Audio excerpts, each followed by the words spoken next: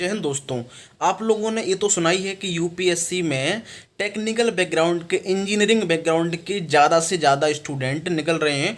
और अभी हाल में रिपोर्ट भी आई थी, ये जो पार्लियामेंट कमेटी थी, कि जिसमें बताया गया था कि यूपीएससी सिविल सर्विसेज एग्जामिनेशन में टेक्निकल बैकग्राउंड के एस्पिरेंट 70% लगभग ये निकल रहे हैं। जिसमें यदि देखा जाए तो 62-63% इंजीनियरिंग बैकग्राउंड के बच्चे हैं, जो आईआईटी या जिन लोगों ने इंजीनियरिंग की हुई है, आईआईटी से हैं या फिर और कहीं से भी हैं, लेकिन वो इंजीनियरिंग बैकग्राउंड के हैं। और 62-63 ये इतने परसेंट बच्चे सिविल सर्विस एग्जामिनेशन में निकल रहे हैं। जबकि यदि हम इसको 2011-12 से डेटा से कंपेयर करें तो उस समय ये डेट काफ़ी कम था। ठीक है, मतलब एक्यूरेट मुझे याद नहीं है, लेकिन इससे काफ़ी कम था। लेकिन अभी ये हाल में काफ़ी बढ़ रहा है और इंजीनियरिंग बैकग्राउंड के बच्चे ज़्यादा से ज़्यादा निकल रहे हैं। और जबकि यदि हम और दूसरे देखें, बच्चे जो ह्यूमैनिटी बैकग्राउंड के हैं, जो आर्ट्स बैकग्राउंड के हैं, उनका जो परसेंटेज है वो काफ़ी कम है। और फिर हम इसमें ये देखें तो सबसे ज़्यादा जो हिंदी मीडियम है उसका रिजल्ट भी बहुत कम है, सबसे ज़्यादा कम है। और जो इंग्लिश मीडियम के हैं उनका रिजल्ट ज़्यादा से ज़्यादा है, मतलब बहुत है, देख सकते हैं। क्योंकि यदि टोटल हम कैंडिडेट देखें जो सिलेक्ट होते हैं उसमें केवल 5% ही हिंदी मीडियम के रहते हैं। अब इसका सबसे बड़ा रीज़न क्या है? इसका सबसे बड़ा रीज़न ये है कि ज़्यादा से ज़्यादा बच्चे इंजीनियरिंग बैकग्राउंड के निकल रहे हैं। और स्वाभाविक सी बात है कि जो इंजीनियरिंग बैकग्राउंड के निकलते हैं, इंजीनियरिंग से जो इंजीनियर करके आते हैं, उसमें ज़्यादा से ज़्यादा बच्चे इंग्लिश मीडियम, मतलब इंग्लिश में ही देते हैं, इंग्लिश मीडियम से ही वो यूपीएससी एग्ज़ाम देते हैं। और वो खुद ही इंग्लिश मीडियम से ही रहे होते हैं या फिर नहीं भी रहे होते, जब वो 4 साल इंजीनियरिंग पढ़ के आसानी इंग्लिश मीडियम बन जाते हैं। तो ये काफ़ी रीज़न है जिसकी वजह से कि जो हिंदी मीडियम का रिजल्ट है वो काफ़ी कम है। क्योंकि ज़्यादा से ज़्यादा बच्चे जो सिलेक्ट होते हैं वो इंजीनियर वाले सिलेक्ट हो रहे हैं, इंजीनियर सेलेक्ट हो रहे हैं, तो उनकी वजह से तो जो इंग्लिश मीडियम का रिजल्ट है वो भी अपने आप बढ़ जा रहा है और हिंदी मीडियम में कम हो रहा है। तो इससे क्या हो रहा है कि इंजीनियरिंग का तो रिजल्ट ज़्यादा आ ही रहा है, सिलेक्ट हो ही रहे हैं, लेकिन इसके साथ इंग्लिश मीडियम का रिजल्ट भी वो बढ़ रहा है और हिंदी मीडियम का रिजल्ट कम हो रहा है। अब यहाँ पर हम बात करें कि जो हिंदी मीडियम का रिजल्ट है वो कम क्यों है, और इंग्लिश मीडियम का, या फिर हम बात करें इंजीनियरिंग बैकग्राउंड के जो बच्चे हैं उनका रिजल्ट ज़्यादा से ज़्यादा क्यों है। इसके पीछे जो सबसे बड़ा रीज़न है वो हम यहाँ पे बात करेंगे प्रीलिम्स लेवल पे ही। क्योंकि जो प्रीलिम्स पेपर है, प्रीलिम्स एग्ज़ाम है, वहीं पर ही इंग्लिश मीडियम और हिंदी मीडियम में अंतर आ जाता है, या फिर जो इंजीनियरिंग बैकग्राउंड के बच्चे हैं वहाँ पे अंतर आ जाता है। वहाँ पे ज़्यादा से ज़्यादा बच्चे इंजीनियरिंग बैकग्राउंड के, टेक्निकल बैकग्राउंड के पास हो जाते हैं, मेंस के लिए क्वालिफाई कर जाते हैं। जबकि यदि हम हिंदी मीडियम का देखें तो वहाँ भी वही रेशियो 5% ही रहता है। अब यहाँ पे हम बात करेंगे जो आईआईटी से आते हैं या फिर जिन लोगों ने इंजीनियरिंग की हुई है, तो इंजीनियर है वो, ठीक है। तो यहाँ पे उनको प्रीलिम्स में ज़्यादा से ज़्यादा क्या फ़ायदा मिल रहा है? यहाँ पे उनको फ़ायदा मिल रहा है सी सेट लेवल पे। क्योंकि सी सेट क्या है? क्वालिफाइंग है, चाहे वो कोई भी बैकग्राउंड का बच्चा हो। और यहाँ पे क्या हिंदी मीडियम के बच्चे, उसकी आमतौर पर देखा गया है कि वो हिंदी मीडियम का बच्चा इसी सी सेट में रह जा रहा है, जिसकी वजह से आप लोगों ने, कई लोगों को सुना भी होगा और खुद भी यदि आपने देखा हो कि आपके GS1 में तो नंबर अच्छे आ रहे हैं, हिंदी मीडियम के बच्चे के GS में नंबर अच्छे आ रहे हैं, लेकिन वो सी सेट क्वालिफाई नहीं कर पा रहा है। और जब सी सेट क्वालिफाई नहीं करेगा तो स्वाभाविक सी बात है उसका सिलेक्शन नहीं होगा। लेकिन वहीं हम यदि आईआईटी से आए हुए हैं जो बंदे हैं, जो खुद ही मैथ से हैं, इंग्लिश मीडियम से हैं, उनका सी सेट, उनको भी दिक्कत आती है, ऐसी बात नहीं, क्योंकि कंपटीशन है, स्वाभाविक सी बात है। लेकिन फिर भी उनका ज़्यादा से ज़्यादा संख्या में बच्चे टेक्निकल बैकग्राउंड के, इंजीनियरिंग बैकग्राउंड के हैं, वो यहाँ से सी सेट क्वालिफाई कर जाते हैं। तो उनका प्रीलिम्स लेवल पे ही ज़्यादा से ज़्यादा रिप्रेजेंटेशन बढ़ जाता है जो प्रीलिम्स से पास होते हैं। और वहीं पर हिंदी मीडियम का रिजल्ट सबसे कम हो जाता है, केवल 5% ही बच्चे सेलेक्ट होते हैं। जो यदि हम बात करें कि टोटल यदि 11-12 हज़ार बच्चे प्रीलिम्स में क्वालिफाई हो रहे हैं तो उसका केवल 500-600 बच्चे ही हिंदी मीडियम के रहते हैं। और उसमें ज़्यादा से ज़्यादा बच्चे इंग्लिश मीडियम के उसमें क्वालिफाई करते हैं। और जब हम इंग्लिश मीडियम की बात कर रहे हैं तो इसमें ज़्यादा से ज़्यादा टेक्निकल बैकग्राउंड के रहते हैं, इंजीनियरिंग बैकग्राउंड के रहते हैं। तो उसी की वजह से अब चूँकि वही रेशियो यहीं पर ज़्यादा है, तो वो लास्ट जब जो फाइनल सूची आती है उसमें भी ज़्यादा से ज़्यादा इसी बैकग्राउंड के बच्चे सिलेक्ट होते हैं, इंजीनियरिंग बैकग्राउंड के बच्चे होते हैं, टेक्निकल बैकग्राउंड के ज़्यादा ज़्यादा बच्चे सिलेक्ट होते हैं। और हिंदी मीडियम का रिजल्ट वहाँ पे कम हो जाता है। केवल जो हमने बताया प्रीलिम्स लेवल पे कि यदि 500 बच्चे सिलेक्ट हो रहे हैं, 5% रिजल्ट है टोटल, मान लो एवरेज के हिसाब से माने कि 10,000 बच्चे प्रीलिम्स में क्वालिफाई हुए, पास हुए मेंस के लिए, तो उसमें केवल 500 बच्चे हिंदी मीडियम के रहते हैं। तो उसी हिसाब से आप यहाँ भी दे सकते हो इंटरव्यू में कि जो इंटरव्यू के लिए जो क्वालिफाई होंगे, जो 3,000 बच्चे हैं, तो 3,000 बच्चे हैं या 2,500 बच्चे हैं, तो उसमें भी केवल 5% बच्चे ही हिंदी मीडियम के रहते हैं। अब उसका 5% आप लोग आसानी से निकाल सकते हो कितना आ रहा है, ठीक है। तो आप खुद ही देखो, 10,000 में यदि 500 हैं तो स्वाभाविक सी बात है कि 3,000 में भी उसी हिसाब से कम होंगे।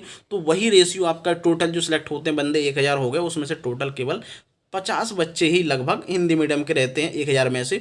तो उसका टोटल 5% आप लोग मान सकते हो उसको। तो ये 5% है, तो उसी हिसाब से आपका इंटरव्यू में 3,000 बच्चे हैं तो वहीं पर आपके 150 बच्चे लगभग निकलते हैं जो हिंदी मीडियम के जो बच्चे इंटरव्यू देते हैं। और फाइनल सूची में भी आपके 50 बच्चे लगभग 1,000 में से 800-900 बच्चे में से 50 बच्चे हिंदी मीडियम के रहते हैं। तो जब हिंदी मीडियम का रिजल्ट भी कम है और साथ में साथ जो ह्यूमैनिटी बैकग्राउंड के बच्चे हैं, क्योंकि ज़्यादा से ज़्यादा हिंदी मीडियम के बच्चे रहते हैं, उनमें ज़्यादातर जो BSc किया हुआ है या BA किया हुआ है या BCom किया हुआ है बहुत कम, ज़्यादातर जो कॉमर्स वाले बच्चे इंग्लिश मीडियम के रहते हैं उसमें यदि देखा जाए फिर भी।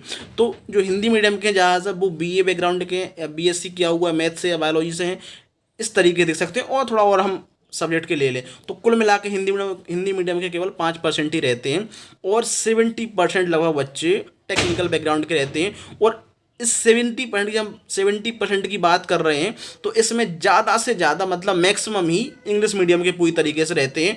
और इसके अलावा जो बाकी और दूसरे बैकग्राउंड के हैं, जो कॉमर्स हो गया और कई अलग अलग बैकग्राउंड के हैं, चाहे लॉ बैकग्राउंड के हैं, तो उनमें भी ज़्यादातर बच्चे इंग्लिश मीडियम के ही रहते हैं। इसलिए जो इंग्लिश मीडियम का जो परसेंटेज है वो भी हाई रहता है और साथ में हिंदी मीडियम का कम रहता है। और चूँकि इंग्लिश मीडियम का हाई होने के साथ साथ क्या होता है कि जो टेक्निकल बैकग्राउंड के जो बच्चे हैं उनका भी परसेंटेज है जो टोटल सिलेक्शन में वो भी उनका हाई रहता है। जैसा कि मैंने बताया 70% है लगभग, मतलब 69-68% रहता है, जो कि 2011-12 के डेटा से यदि हम कंपेयर करें तो काफ़ी ज़्यादा है। तो इसमें जो ज़्यादा से ज़्यादा फ़ायदा मिला है टेक्निकल बैकग्राउंड के बच्चों को, इंजीनियरिंग बैकग्राउंड के बच्चों को, वो मिला है CSET के पेपर से प्रीलिम्स लेवल पे। क्योंकि CSET ही वो एक हिंदी मीडियम के बच्चों के लिए एक रोड़ा कह लें कि वो उनको क्वालिफाई करने नहीं देता है। क्योंकि यदि वो GS में अच्छे नंबर अच्छा स्कोर लाते हैं लेकिन वो कहीं ना कहीं CSET में कमज़ोर रह जाते हैं मैथ से, रीजनिंग से, कॉम्प्रिहेंशन से, और वो GS में अच्छा होने के बावजूद भी पेपर क्वालिफाई नहीं कर पाते, मेंस में नहीं पहुंच पाते, जिसकी वजह से एक तो हिंदी मीडियम का रिजल्ट तो कम ही हो रहा है, साथ में जो ह्यूमैनिटी बैकग्राउंड के बच्चे हैं उनका भी रिजल्ट कम हो रहा है। तो इस तरीके से इनका रिजल्ट, और जबकि यदि हम IIT लेवल के बच्चे के देखें, IIT का देखें, इंजीनियरिंग बैकग्राउंड के जो बच्चे हैं उनका रिजल्ट काफ़ी अच्छा है। क्योंकि वो CSET कठिन है, बात सही है, दोनों के लिए कठिन है, लेकिन फिर भी उनको आसानी होती है।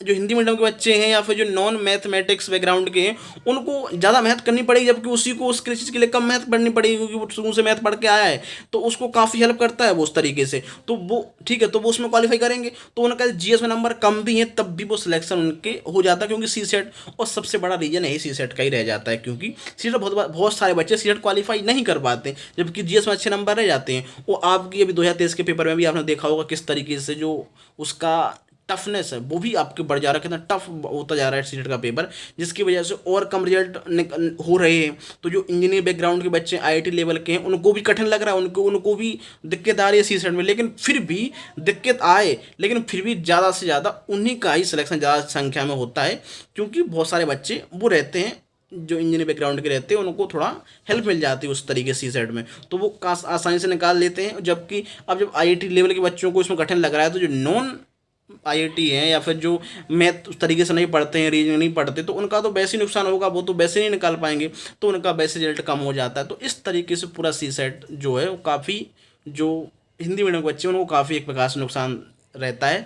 और इसलिए अब आपने देखा होगा कभी कभी ये प्रोटेस्ट होते रहते हैं कि भाई अभी भी हुआ था 2023 में जब प्रीलिम्स हुआ, तो उसके बाद भी हिंदी मीडियम के बच्चों ने, एस्पिरेंट ने उसका बहुत प्रदर्शन किया कि भाई CSET में जो 33% का कंपलसरी उसको 23 कर दिया जाए क्वालिफाइंग मार्क्स के लिए, और बढ़ना फिर पेपर दबा लिया जाए वगैरह वगैरह जो बातें हुई थी, क्योंकि कठिन आ गया था। अब अगले साल देखते हैं UPSC लेवल को कम करती है, इसको टफ जो इसका टफ आ रहा है जिस तरीके से उसको कम करती है, या फिर देखते हैं और भी हाई होगा, क्योंकि कंपटीशन बढ़ता जा रहा है तो उसका लेवल, पेपर का लेवल ही बढ़ता जा रहा है। तो इस तरीके से पूरी तरीके से इसमें देखा जाए तो यदि हम देखें, यदि मान लो सीसेट ना हो एक प्रकार से, तो आप देखेंगे कि इंग्लिश मीडियम हिंदी मीडियम का लगभग प्रीलिम्स में जो रिप्रेजेंटेशन है मेंस के लिए क्वालिफाई बच्चे होंगे, जो प्रीलिम्स से क्वालिफाई करेंगे वो मेंस के लिए जाएंगे, वो लगभग बराबर होंगे। और ये पहले भी इस तरीके से होता था 2011 10-11 की बात का, लेकिन जब से सीसेट आया है काफ़ी नुकसान हुआ हिंदी मीडियम के बच्चों को, क्योंकि वो सीसेट में अच्छा होशियार रहते हैं, लेकिन वो सीसेट को मतलब जो मैं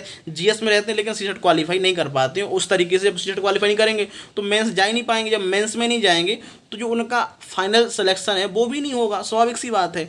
लेकिन जो सीसेट में क्वालिफाई कर जाएंगे, ठीक है, तो उनका सीसेट प्रीलिम्स को आसानी हो जाती है और फिर वहाँ पे मेंस में भी निकल जाते हैं बाद में, क्योंकि मेहनत करते ही हैं, तो उनका सिलेक्शन ज़्यादा हो जाता है, तो उनका रिजल्ट ज़्यादा होता है इंग्लिश मीडियम का, टेक्निकल बैकग्राउंड का, इंजीनियरिंग बैकग्राउंड का, और जो हिंदी बैकग्राउंड के हैं उनका सिलेक्शन थोड़ा कम होता है। इसी पे तरह तरह से विचार हो रहा है, कमेटी बनी थी, देखते हैं क्या होगा आगे आने वाले समय में कि सुधार यूपीएससी करती है इसमें, चाहे प्रीलिम्स लेवल पे हो या फिर सीसेट का जो क्वालिफाइंग मार्क्स हो उस लेवल पे हो, ठीक है, या फिर इसमें कुछ और एग्जाम प्रोसेस में तो और भी सवाल उठे थे कि जो 1 साल का पूरा टाइम लेते हो पीरियड, 1 साल से ज़्यादा लग जाता है 1 साल का टाइम मतलब एग्ज़ाम लेने में, उसको थोड़ा 6 महीने किया जाए, 1 साल में 2 बार एग्जाम लिया जाए, ये भी आया था। और टेक्निकल बैकग्राउंड के बच्चे ज़्यादा निकल रहे हैं तो उसमें भी कुछ सवाल उठे कि ये बच्चे निकल तो रहे हैं लेकिन इनका जो उस तरीके से सिविल सर्विसेज के लिए या फिर सिविल सर्वेंट के लिए जो चाहिए आपका, वो उस तरीके से उसमें सर्विस में एप्टीट्यूड उस तरीके से उनका नहीं है,